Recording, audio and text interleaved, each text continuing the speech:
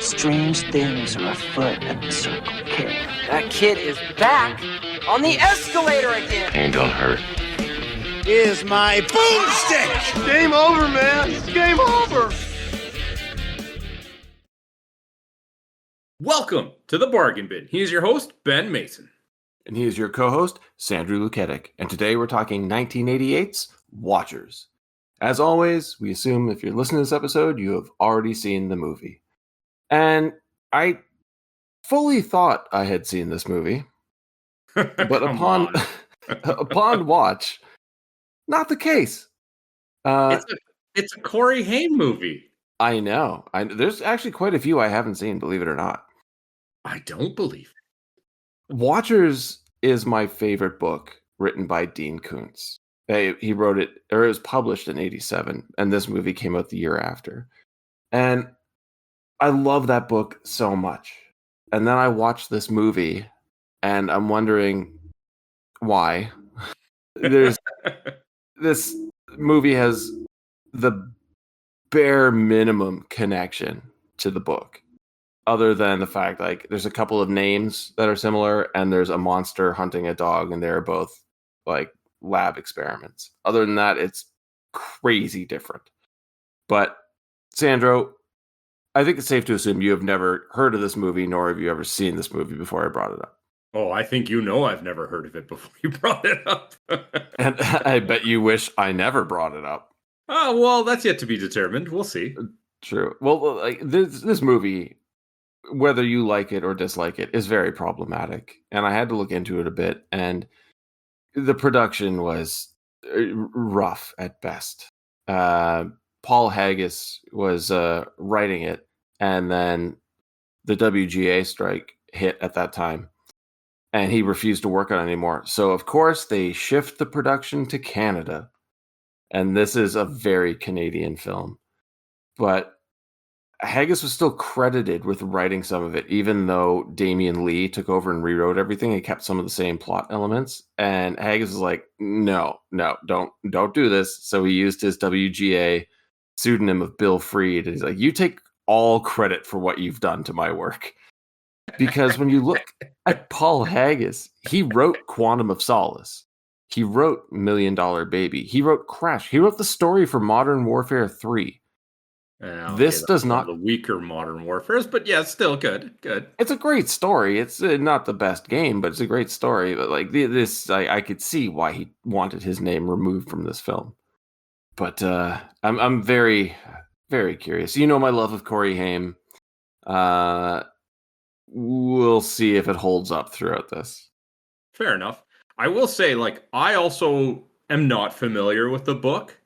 So, not that it would take you very far, but I don't have, like, a connection to the story to be like, oh, you butchered it. Oh, this isn't, like, what I grew up loving. Again, that's not going to save it, but, like, it changes perception a little bit, right? Because there's nothing to compare. There's nothing to hold it to. To me, it was just a fresh experience. How does that play out, right? Sure. Let me tell you this then. In the book, the main character is named Travis, but he's 36 years old and a soldier. His love interest is Nora, not Tracy. In the movie, Nora is his mother. In the book, the dog's name is Einstein. Here, it's Furface. Oxcom, the monster, in the book, is called The Outsider, which is much more ominous. They've completely removed one of the villains, Vince Nasco, who is an assassin who's hunting these things down. No one really knows why this is all happening, but he basically kills everybody who's ever worked on this project at Vanadine. Oh, okay. Yeah. Then. And Lem Johnson, who's played by Ironside in this movie, he's just an agent who's trying to track everything down. This movie has 3 sequels, and they're all remakes. So I don't know how they're sequels. Do you think there's a point where you change it so much that the original author can come in and say, no, you can't call this Watcher? There should be. There really should be. Like it feels almost like false advertising when you say, "Hey, this is Watchers," and then anybody who's actually read Watchers and goes to watch this is like, no, it's not. No, it is not. It is not Watchers. You brought me in under false pretenses. Like Dean Koontz should have been able to look at this script and be like, "No, if you want to release this movie, you need to give it a different name." Yeah, but Dean Koontz has written a few books that have turned into films that we have to acknowledge are nothing like the books. One of the most famous being Phantoms. I'm just saying, like, in generalization terms, you know, I get it. They're being paid for the name, I guess, in this situation. Yes. But at the same time, it's like it sullies the name when it's so different from it. It's like, yeah, all right. What does it have in common? A couple of the people's names. Yeah, a dog. Yeah, like if I sold the rights to my life story and they were like, yeah, the main character Sandro, he was an astronaut. Like, no. Like, oh, but we paid you for the name. Yeah, it's a film version of the book in name only, pretty much. Yeah, but and not even all the names. Not even all the names. And sometimes the names are just given to different characters. Exactly. And the weird thing, too, is like in the movie, Nora is Corey Haim's mother. And then instead of love interest, but then down the road in Oh, What a Night, a couple of years later, they play lovers. So, with having seen Oh, What a Night before Watchers, it's very disturbing. But let's get into 1988's Watchers. Actually, let's not. Oh dear. I have brought back a version of the game without telling you. Okay. Now it is a much easier version. So here's how I'm going to do it. I'm going to give you the name of 2 actors that have appeared in previous episodes, and you just have to tell me which ones. No guessing if they were, or who they were. Not even all of them. I'm just going to pick 2, provided that the movie has 2, and ask you what we've done before with those 2. Is Corey Haim one of these? Yes, I'm making it substantially easier than it was before. All right, let's give it a go. All right, so the first one is Corey Haim. When have we covered Corey Haim before? See, that is actually a tough one because I've watched so many of his movies, and we've watched some together that we haven't covered on this. But I'm going to go with Roller Boys. Yep. License to Drive. Yep. Lost Boys. Yep. Snowboard Academy. Yep. One more.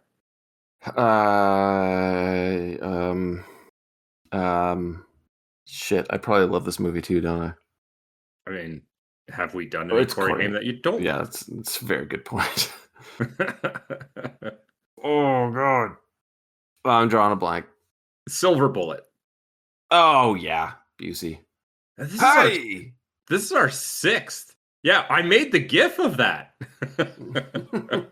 I actually still have that in a folder on my computer. That's great. So yeah, 6. This is our 6th Corey Haim movie. That's pretty great.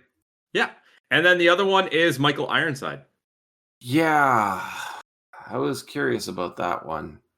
I'll let you know, because again, not trying to make it as difficult as possible. It's only 1. Turbo Kid. You got it. A movie we both absolutely loved. So great. Oh, what a wonderful movie. What an amazing soundtrack. What a wonderful everything. Yeah, it's true. Apple? Oh, what a fantastic character. Oh, again. Sorry, I'll stop. All right. So I've delayed it as much as possible. Let's get into Wanderers. Well, it's called Watchers, but sure. Yeah. That one too. I see it's memorable. It's not uncommon for me to say the wrong thing. Come on. Well, we start off with a building exploding. Now, my problem immediately is this is a research lab, and it looks like a shack in the woods. Well, that's the point. It's supposed to be covert. Yeah, and it's very covert. Yeah, nobody's going to expect this to be a lab.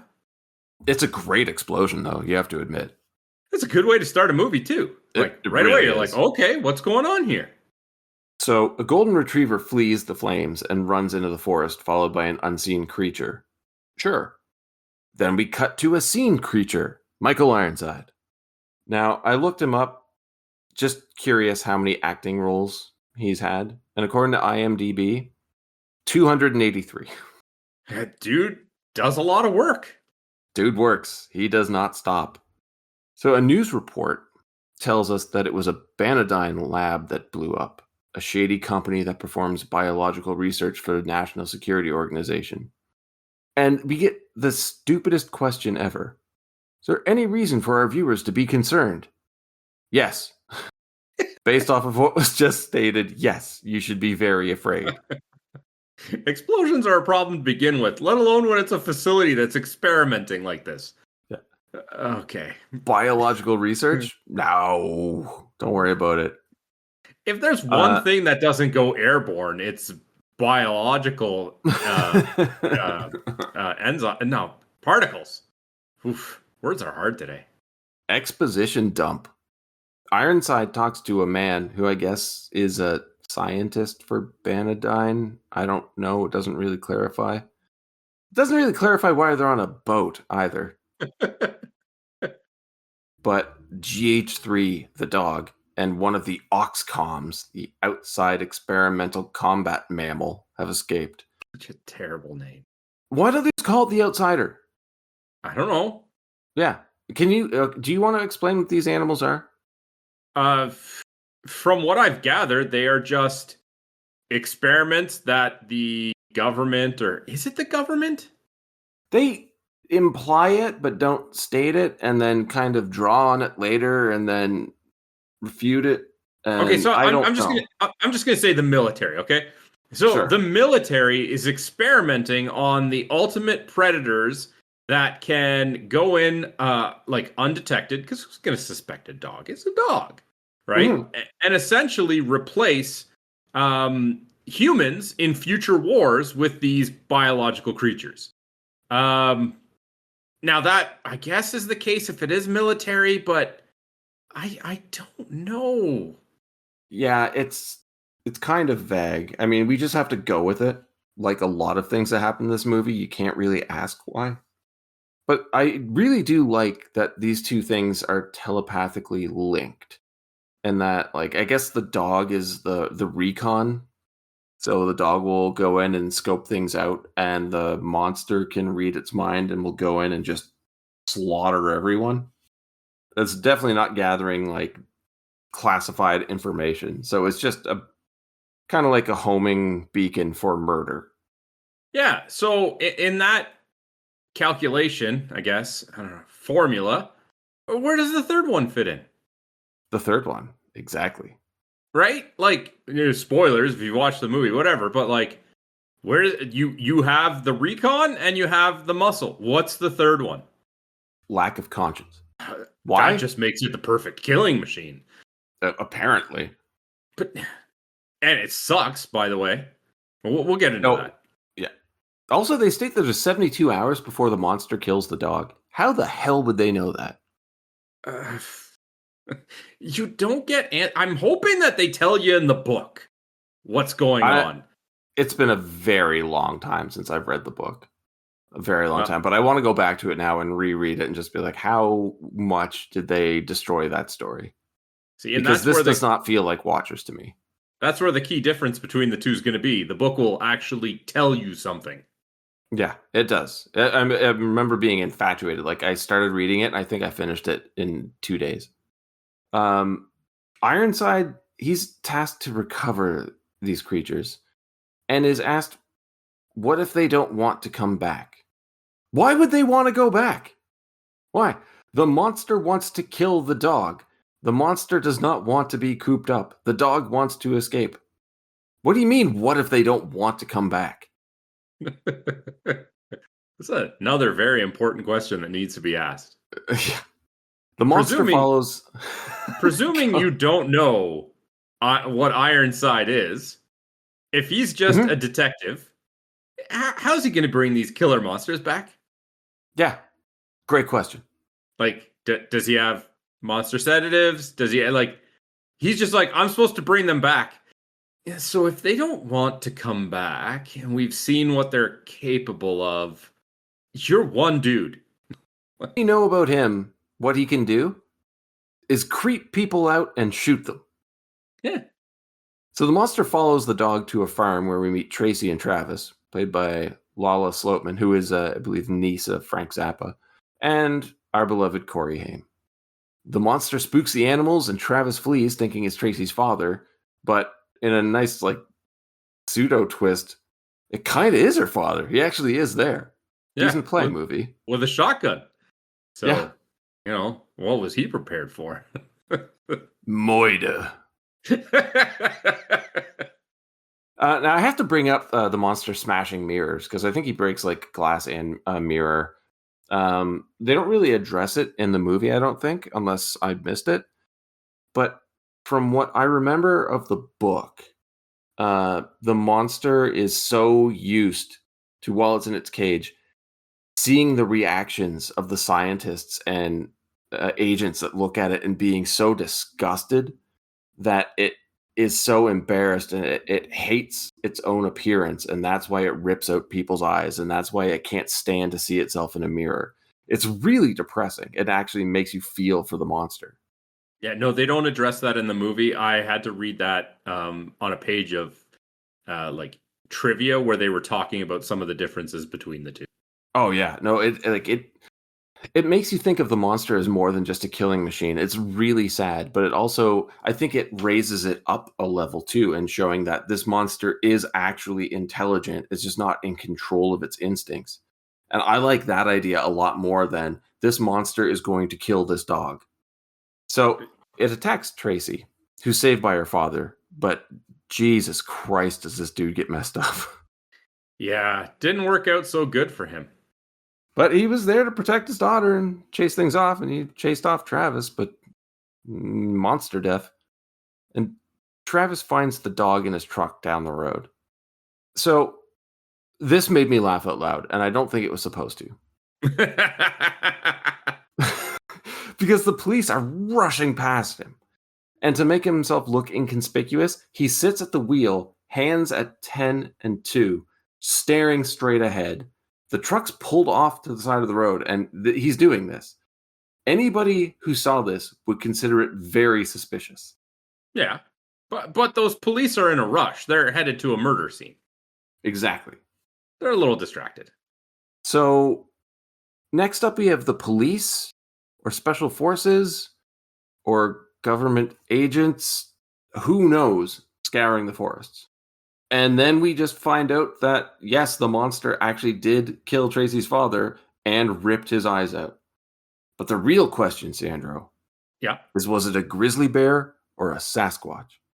Oh, definitely Sasquatch. Definitely. It kind of looks like a Sasquatch when you see it at the end. But these people in this world don't know they're Sasquatch. No. Another question for you, too. Yep. They cart that body away in a body bag on a stretcher. Mm-hmm.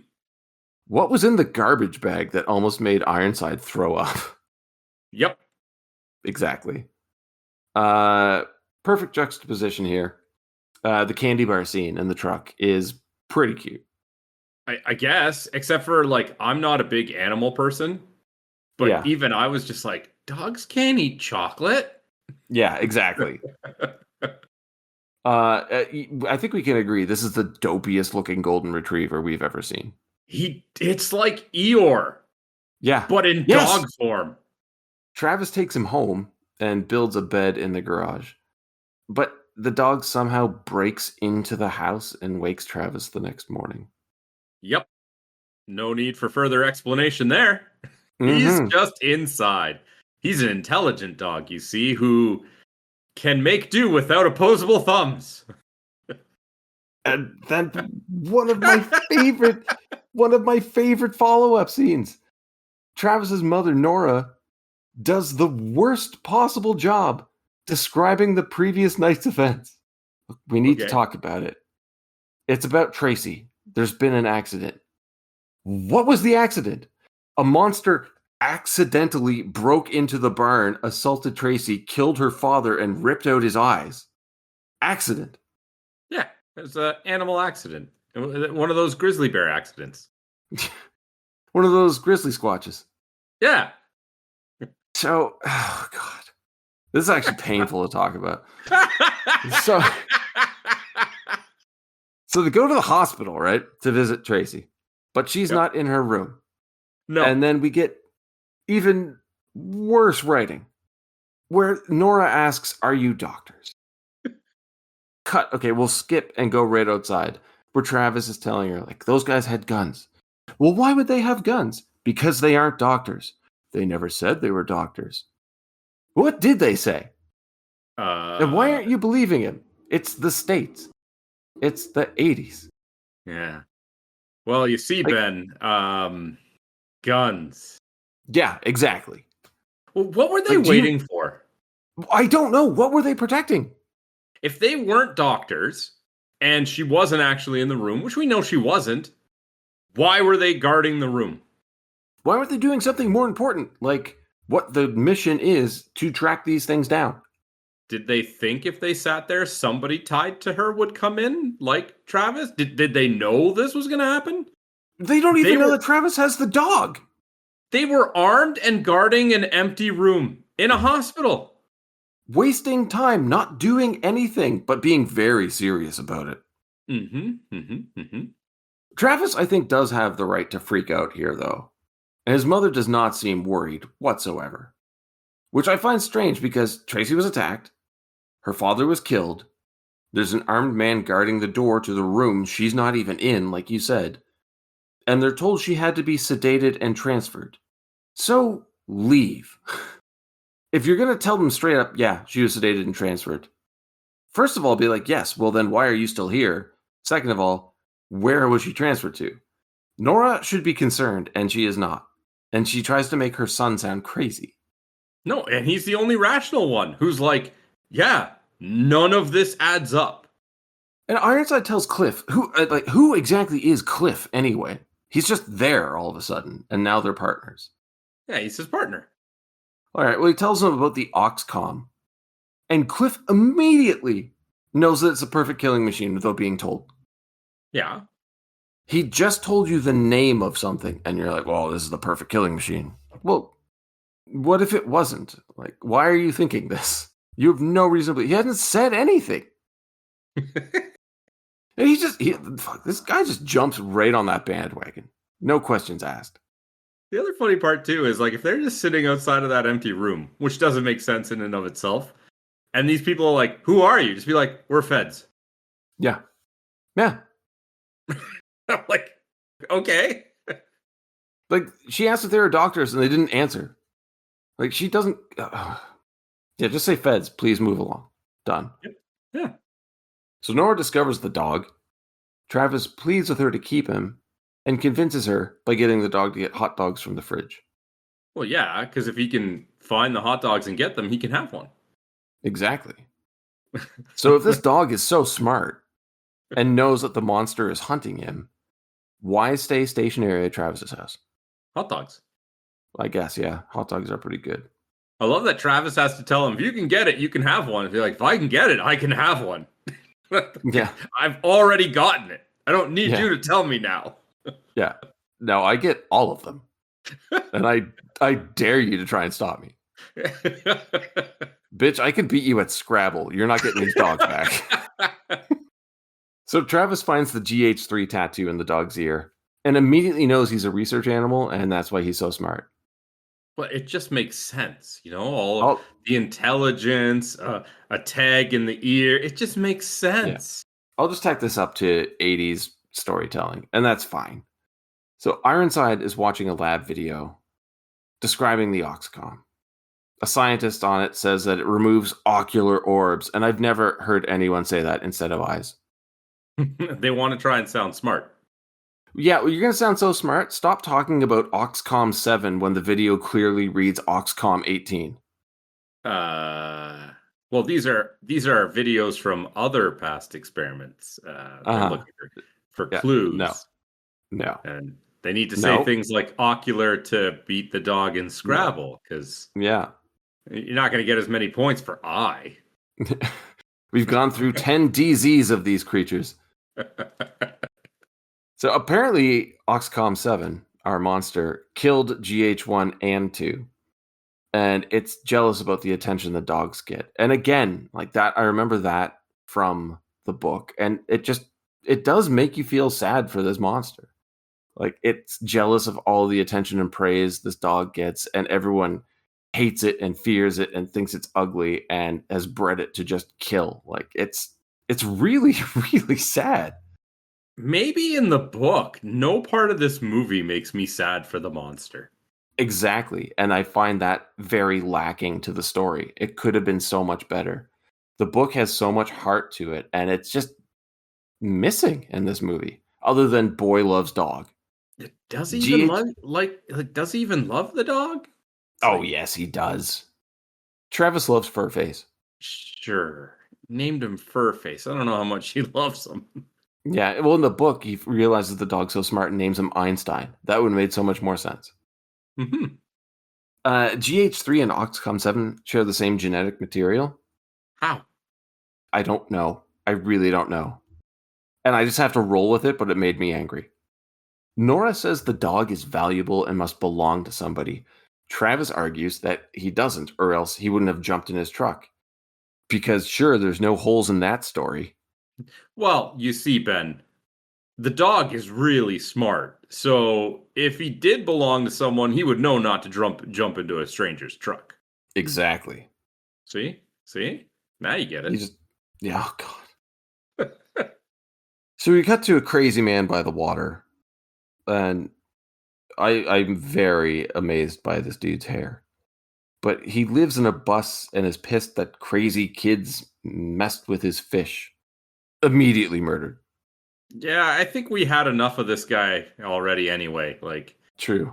There was no need for more of this guy. But I love to go from that nonsense to this weird scene of Travis walking along the road with a voiceover argument between him and his mother. This is the strangest argument. She doesn't want him to go look for Tracy. I love that they both have named the dog Furface. Travis reiterates that the guys at the hospital had guns, and she tells him she doesn't care what he thinks he saw. But like, looking back at everything that happened in the last day, I think it would be pretty easy to believe that these guys may have had guns. Yeah. She's not very bright. That Travis tells her that he's disappointed in her. As he should. It's such a burn for a parent. I'm not mad. I'm just disappointed. Yeah, exactly. So Travis encounters 3 of his friends, and my note says, Jason Priestley? Oh, right. Canadian film. I was happy to see him. Me too. I kind of wish we got more of him. Ironside goes to Travis's house and meets the handyman. Wants to talk to him, questions about the dog, and the dog sneaks past him and goes to Travis's school. The smart dog. It's a very smart dog. Almost Einstein levels. Mm-hmm. Furface, though, goes to Travis's computer class and types out danger NSO on one of the computers. Travis's teacher says, "Are you okay, Travis? You seem a little distracted." My note just says, the fuck? Of course he's distracted. His girlfriend was attacked and is now missing, and her father was brutally murdered.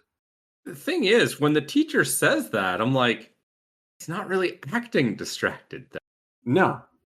3 friends discover police all over the bus guy's murder scene, and they decide to leave before they're spotted. Yet Ironside drives past them without a thought. No, he doesn't care about it. You think he would? You really think he would? Why? They're just a bunch of kids. They're not going to help him. No, they don't help anybody, not even themselves, because the Oxcom just kills 2 of them and Priestley takes himself out. I was actually surprised when they first appeared in front of Corey Haim when he was on his way to school. Mm-hmm. In the back of my mind, I'm like, oh, here we go. Typical school bullies are now going to give Travis a hard time. Yeah, me too. I was kind of delightfully surprised that they didn't go that route. They were just friendly with him and asked him to ditch with them. And he said no. And they were like, all right, man, see you later. Like, It must be a Canadian movie. It was so wholesome. Yeah, until they just shit on the fat guy and keep calling him Piggy. Well, that's a nickname. Yeah, 80s. Yeah. So the Beast heads to the school, somehow sneaks in undetected, kills the computer teacher, then a maintenance man, then steals a teddy bear from a display case. Why the teddy bear? From what I remember in the book, it had a teddy bear in its cage with him, and he loved it so much because it never made him feel ugly. Yeah, see, now I'm getting the impression of how you might feel bad for this creature in the book. None of that conveys in the movie. Why even put the teddy bear thing in the movie? We're not supposed to feel anything for this monster. So leave that shit out because it just makes it weird and makes you ask questions that you're never going to get an answer to. 100%. So the sheriff and deputy arrive at the school. I have to say this right. The sheriff in this movie, I really like. He's the only proactive character I find in this for the most part. Okay. But the deputy's murdered, and amazingly enough, the sheriff escapes. I like how when the deputy gets like the phone call to go to the school, like she doesn't believe it. Yeah. It's like, wow, you're bad at your job. Easiest job ever. Ignore everything that happens. So the sheriff's demanding answers from Ironside, and he says basically, sure, but not here. So they meet in the forest. Ironside delivers all of the info. Let me say Ironside's name in this movie is Lem. He delivers all of the info and then straight up murders the sheriff and rips out his eyes, staging the scene. Why? What a kill with the window. Oh yeah, the broken glass in the throat. Oh, savage kill. Yeah. Why tell him anything? Why not just murder him? Because he's got no conscience, but he's been dying to get it off his chest. But... Yeah, exactly. So apparently the handyman and Nora have had a thing on the go, and he's hitting on her, and she's having none of it right now. But he tells, the handyman tells Travis that Ironside was at the house looking for him, also casually mentions the murders at the school. Travis pieces together that the NSO is looking for Furface. Probably should have gotten that from the message the dog typed out on the computer. Danger, NSO. Well, it must have been a coincidence. The dog probably just accidentally hit that combination of keys. Because, he's a super intelligent dog. There's no reason to believe him, right? Of course. Oh, this movie. All right. The two try to sneak out of the house, but his mother catches up with them. And during this, the Oxcom gets into the house and rips off the handyman's head and puts it in the washing machine. Why? Well, the handyman did have a bit of a dirty mind. Sure. Come on! I know, that was good. Fine, it was good. It was cheesy, it was good. It was better than anything this movie's given you. So far, yes. It attacks the family, who've gone back into the house. And I think the escape scene here is pretty decent. Just the idea of jumping from a window to the neighbor's roof.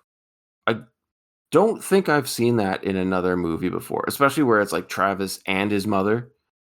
And then Furface gets batted down to the ground. Also, it's got to be 80s America when you just keep a gun in the closet, just leaning against the wall. Well, where would you keep it? Locked up? Then how would you kill your neighbors? That's a great question. What if one doesn't return your lawnmower after they borrow it? You got to be able to get that shotgun quickly. Kitchen knives under lock and key, man. Travis repeatedly shoots the monster and they escape in the truck. And take Furface to the vet, played by Don Davis, who we've seen in many, many things, but I bet you couldn't even name one, because even I had to look him up. I just saw the face, I'm like, oh, it's that guy. Nope, couldn't do it. Yeah, he played Scully's father in The X-Files. Keep in mind, Canadian film. Okay. The vet immediately reports him to the authorities, so they flee to a motel. Why? I don't know. Why would the vet report them to the government immediately. They brought in a dog. That's not weird. They wanted to make sure the dog was okay. Well, that's a good reason to go to a vet.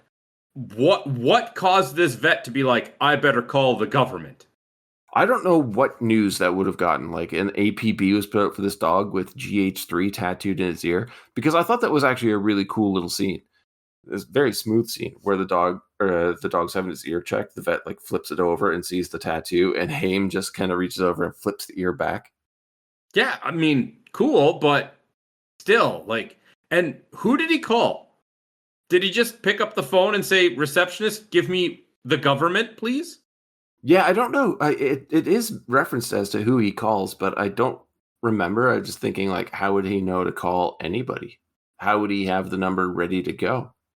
Well, because that particular combination of code in the ear clearly signifies this sect of the government. Yeah, right. The following motel scene, I don't like anything about it. It just kind of seems like it's stretching out the runtime of the movie. Yeah, which does not need to be done. No, Ironside and Cliff track them down there effortlessly. It doesn't help that you have a very noticeable truck as your escape vehicle. The mother acts as a distraction while Travis and Furface escape through the bathroom window. And Ironside pleads his case, stating that Travis is in danger as long as he's with the dog. She doesn't believe him, so he takes her to Tracy. The irony is that he's right. The longer that Travis is with the dog, it's a homing device to these other killing machines.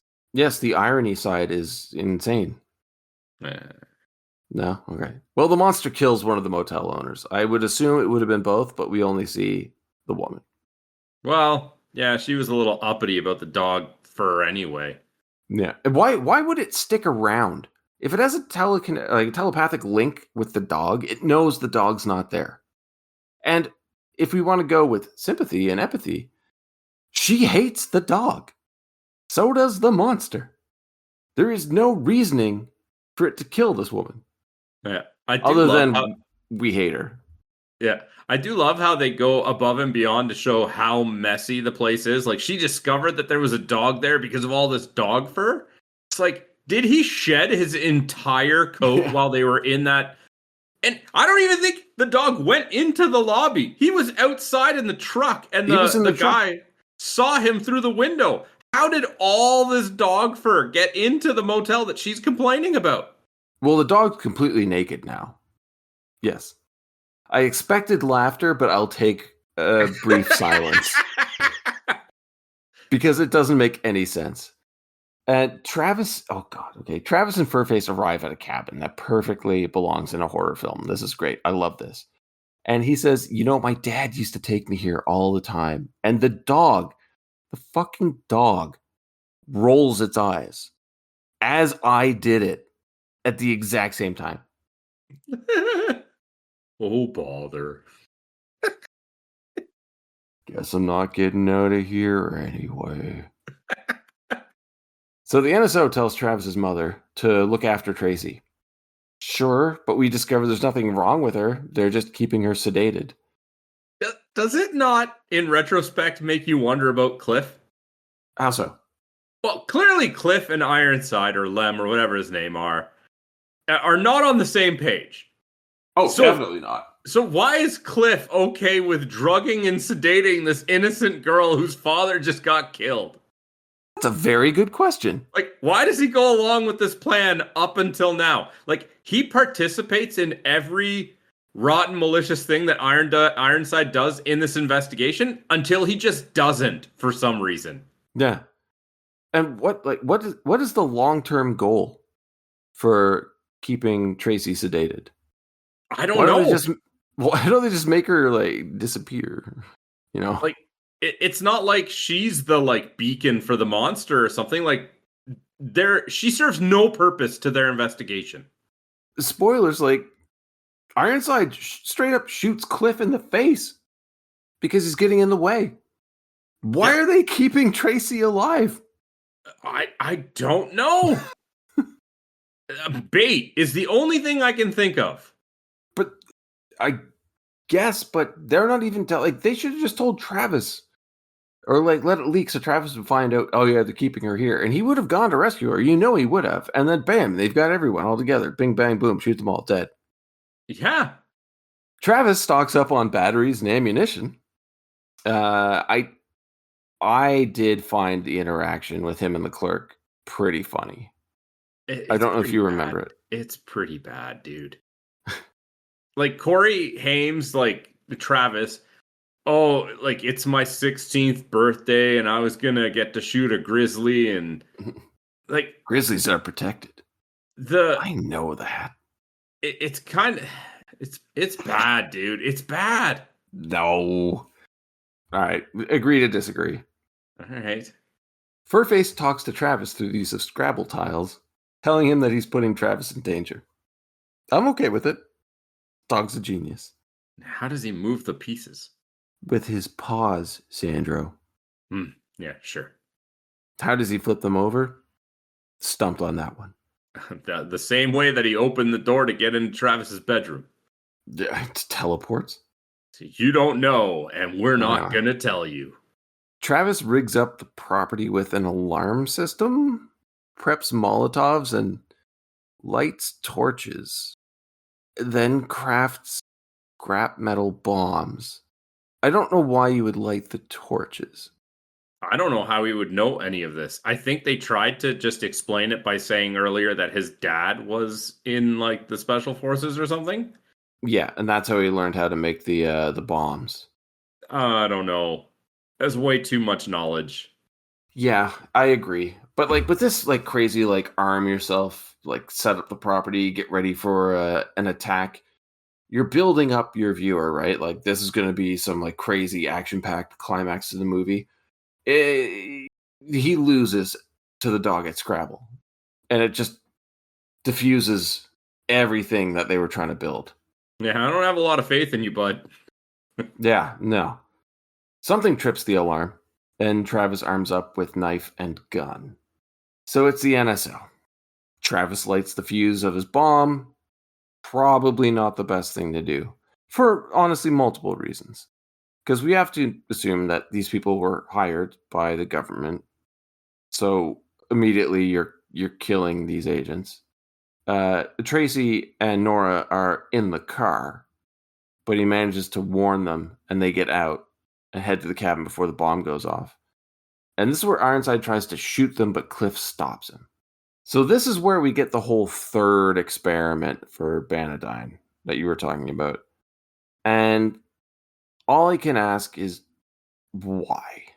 It's another one of these moments where it's like I said earlier, he kills Cliff once Cliff just stops going along with him.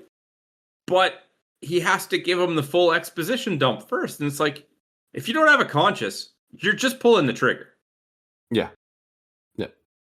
But he's the worst at his job. Ironside sucks at his job.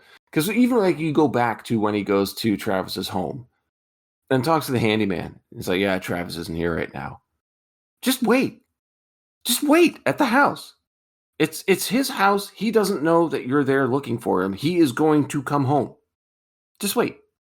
Yeah. Nope. And if you don't want to be conspicuous about it, like just stake it out from your truck. Exactly. Like, you know it's the house. The handyman, if you didn't know, confirmed that it's his house by saying he's not here right now. Yes. Meaning he will be coming back. He is a 16-year-old kid. Where could he be at the beginning of the day of a weekday? Yeah, exactly.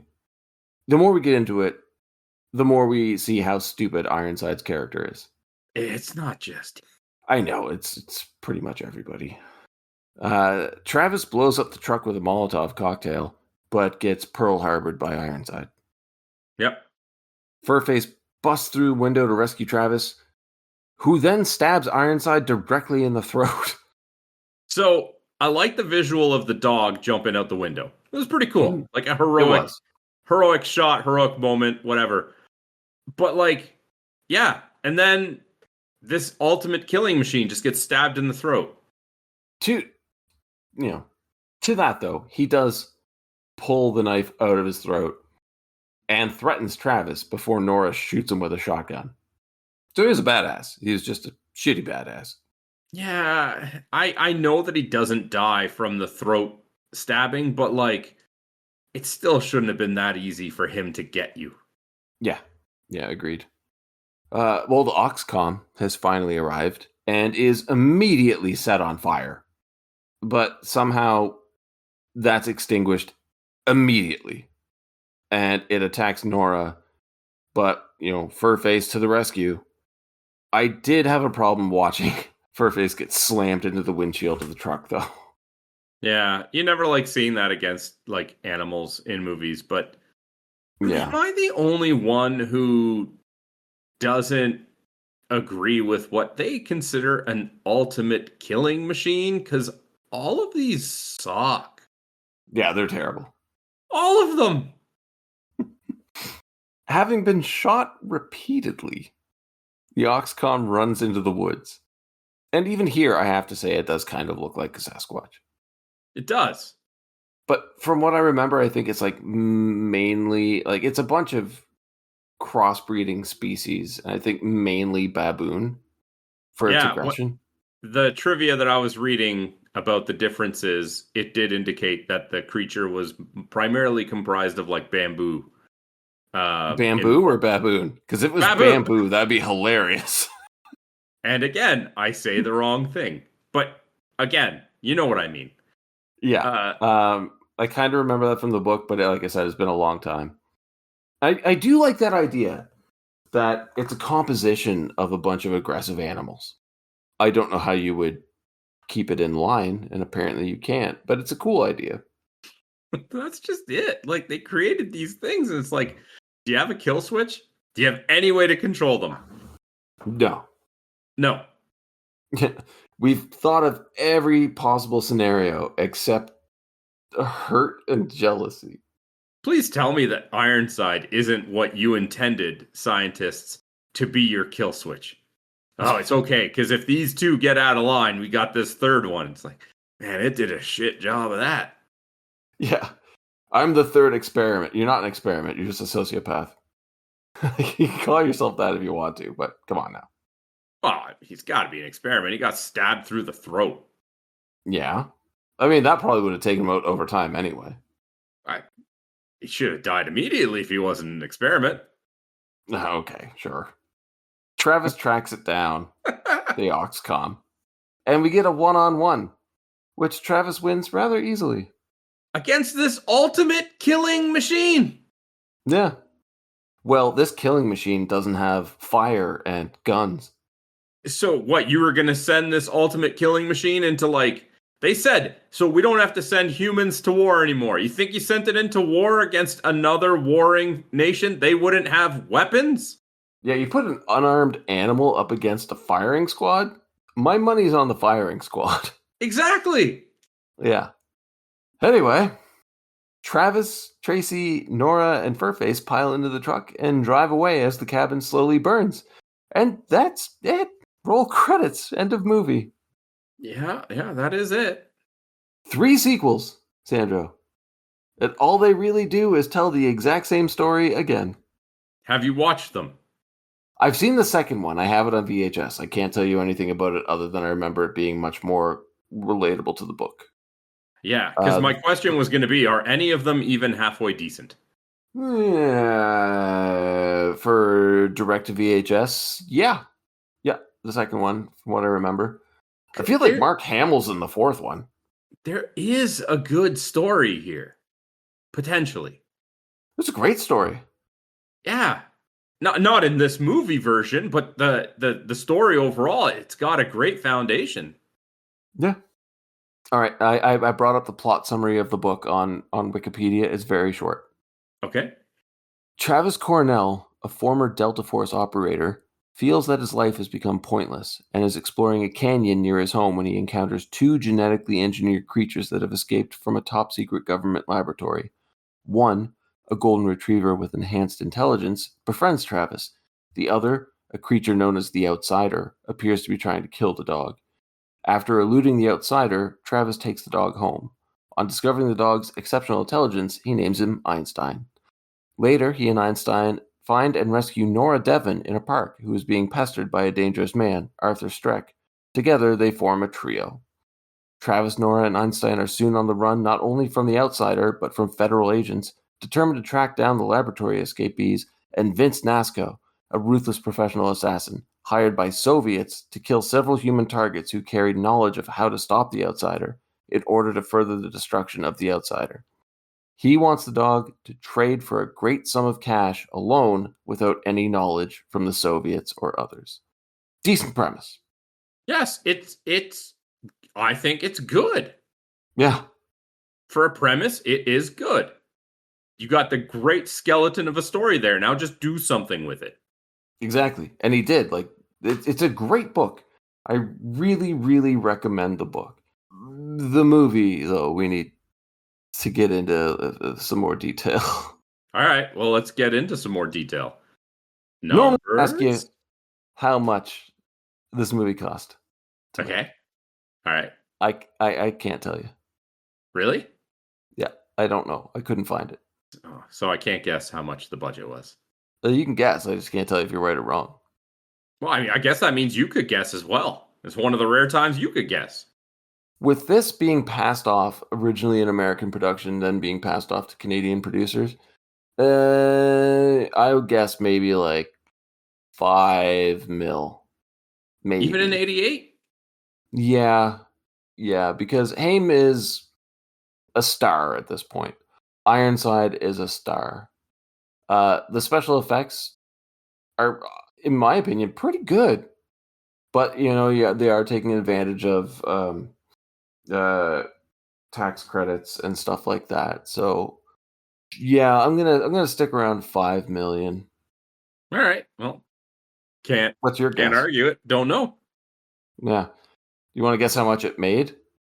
It was a standard theatrical release and stuff. It wasn't like a made for like deep VHS kind of movie. I don't think it got a wide release. Let me check on that. I don't see anything really here. Given a limited release in the US by Universal Pictures, US box office, released on VHS and Laserdisc, later released as a double feature with Watchers 2 on DVD in 2003. Released in full frame, no bonus features, and is now out of print. So, limited release. I'm going to say half of your guess, $2.5 million. 940,000. Not even Corey Haim's name could save it, eh? Nope. Wow, that's bad. Because at that time, you would think Corey Haim, popular, heartthrob. You figure without the internet to give you spoilers or anything, people would have been flocking to this on opening weekend. Apparently, they were not. Well, I'm also curious about like the marketing campaign for this because the book came out a year before the movie came out. So this was rushed. Like really, really rushed. So if a movie's filmed, like if it goes through pre-production, production, post-production, and is ready to go a year after the book comes out, they're cutting corners somewhere. And I say that has to be marketing. So I'm thinking they just kind of put out posters with Corey Haim on it, changing everything because, Travis in the book is 36 and Corey Haim's supposed to be 16 in this. They're banking off of his name to get money. But if you don't tell enough people that he's in your movie, no one's going to go see your movie. Correct. Yeah. So I think that's what happened there. And I think that's why I got 3 direct-to-video sequels, all trying to do what the first one didn't. And from what I remember, the second one was pretty successful at that, but 3 and 4 I just haven't seen, and I really don't care to. But $940K, that's rough. That's rough when you've got stars in your movie, and it's based off of a best-selling novel. Yep, I agree. What do you think about ratings? Like, where do you think it sits on IMDb right now? Man, I'm feeling like a 4. It's better than that. It's a 5.4. Okay. Well, when we get to Rotten Tomatoes, that's where the truth really comes out. So for the tomato meter, percentage of positive reviews by critics, where do you think it's sitting? 28. 0. What? Mm-hmm. Oh wow. Okay. Popcorn meter? 17. 31. What is? Okay, I'm way off today. I can see that though, because this is like I wouldn't say it's a cult classic, but it's a cult favorite. There's no reason for any critic to enjoy this movie, really, when you look at it. But I can see why people who just kind of want to watch like a late night horror film would enjoy it. Sure. But let's hit up these awards because I'm very curious. All right. So who did you have for your least favorite character? Nora, Barbara Williams, Travis's mother. I found her character very annoying and pointless, completely useless, just present until she actually served a purpose later in the movie when they wanted her to look after Tracy.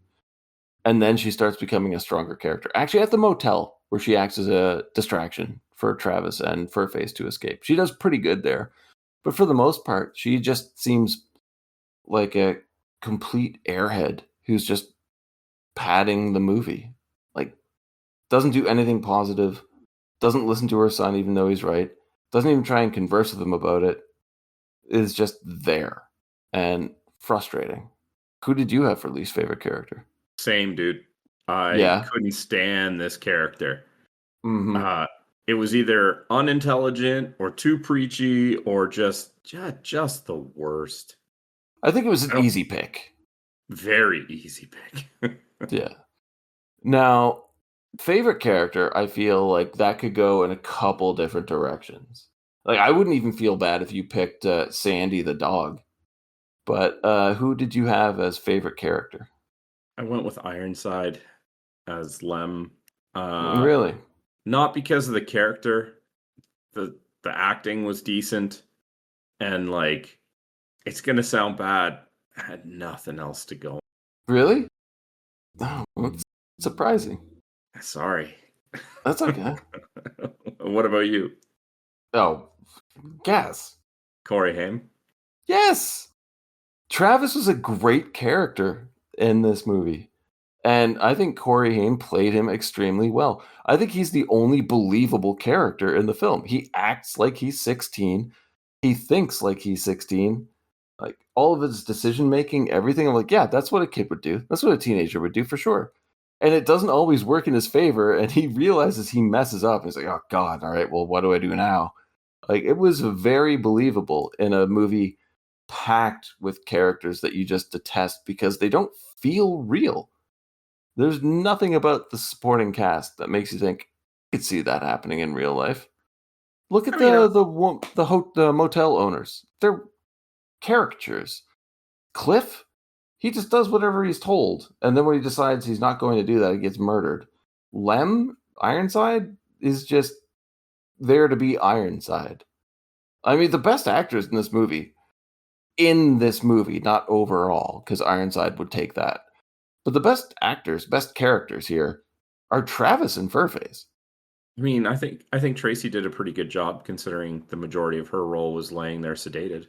Yeah, no, well, honestly, if they kept up with the characterization of the outsider from the book and put that in this movie, I would probably pick the outsider because that's a tragic story. Everyone else is just going through the motions.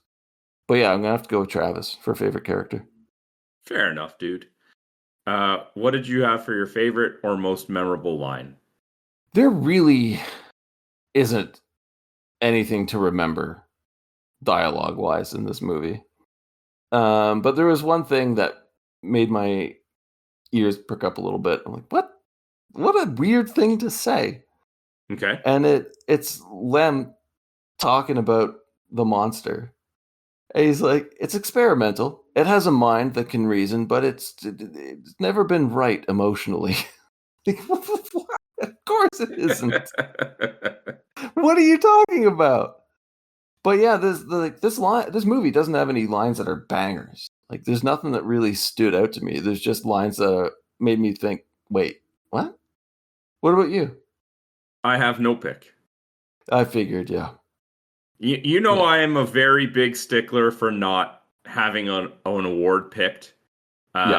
and it's rare that I don't.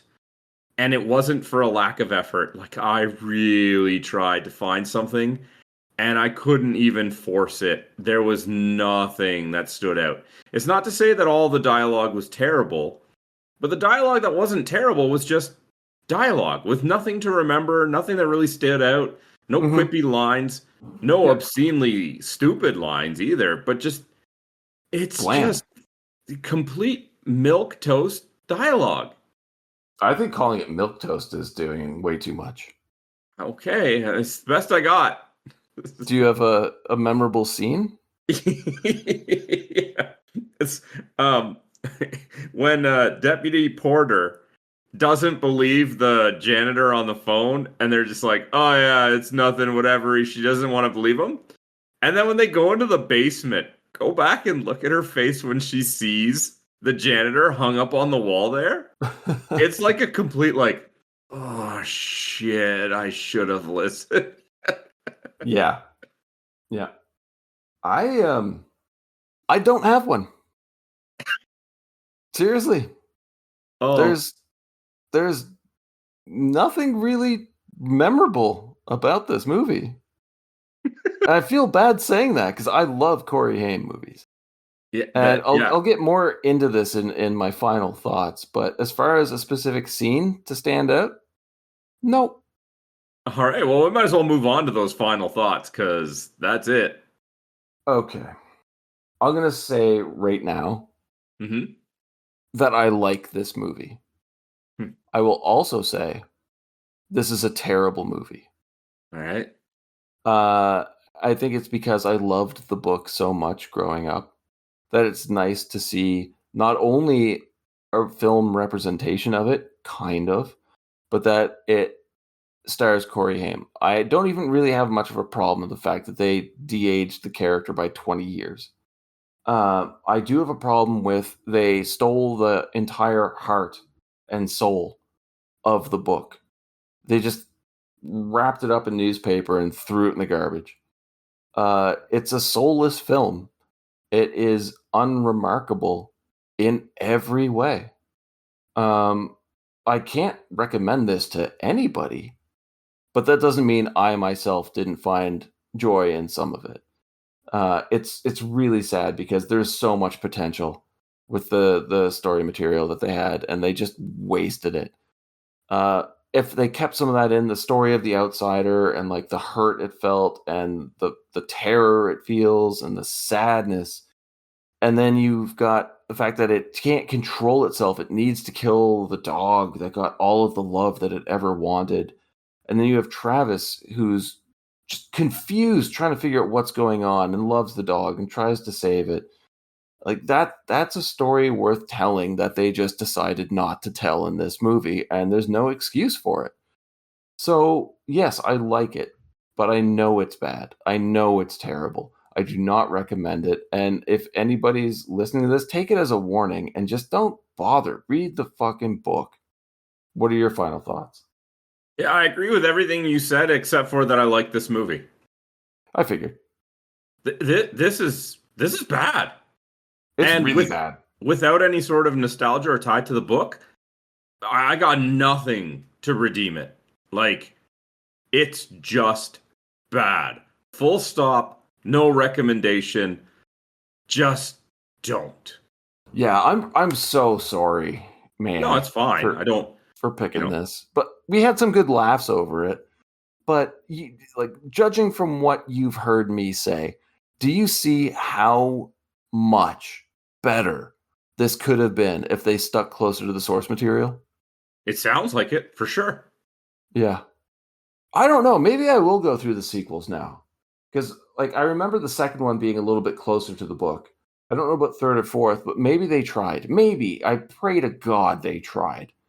But it's a tragedy, man. This is such a failed attempt at making something good. I have no interest in attempting to watch the sequels.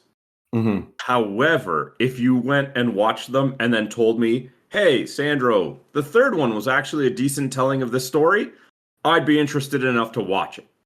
Okay, that's my mission now. I'm going to watch the 3 sequels.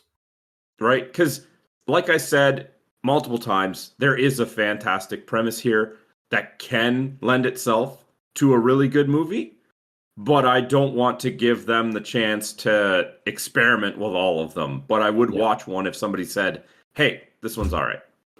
And how do you make this of you've obviously read the book, you have to write the script. No wonder Paul Haggis took his name off of it. I think that's his name. Anyway, like it's infuriating. I should love this movie. It's got the stars that I love. It's the story that I love, and they just blatantly destroyed it. It's insane. I think this is the angriest I've ever been about one of her. Like, this is like we ripped on Stepfather 2, Make Room for Daddy.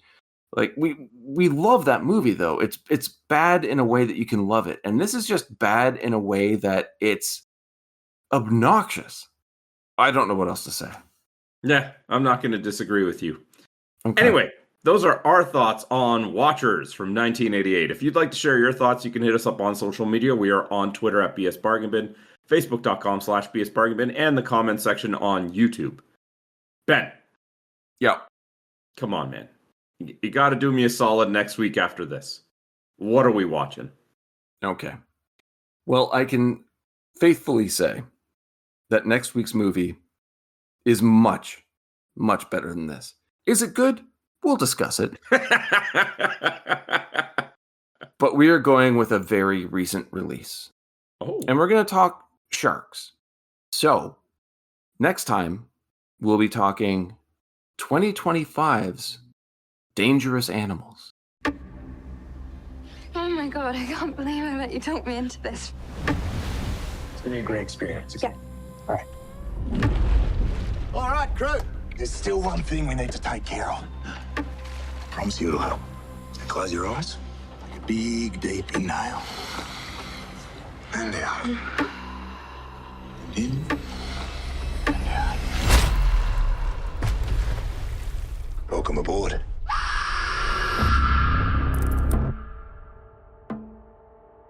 I see you, like, come alive on that board. It's spiritual. I feel the same about what I do. It's my true calling.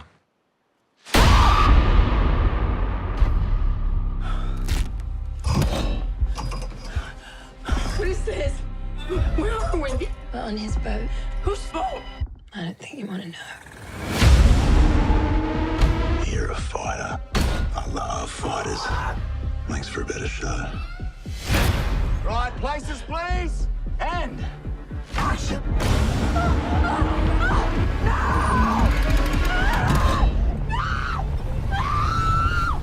Tell me that ain't the greatest show on earth. Every fisherman loves a good fight. The thing the fish doesn't realize is that once that hook sets, no matter how hard she runs, Help! I need help. she's already in the boat.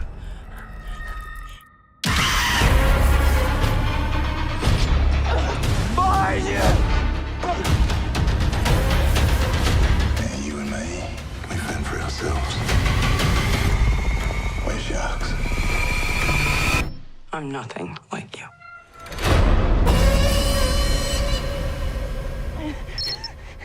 Oh, come on. Don't be like that.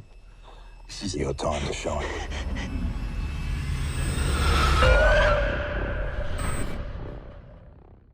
Until next time, have a good one. All the best.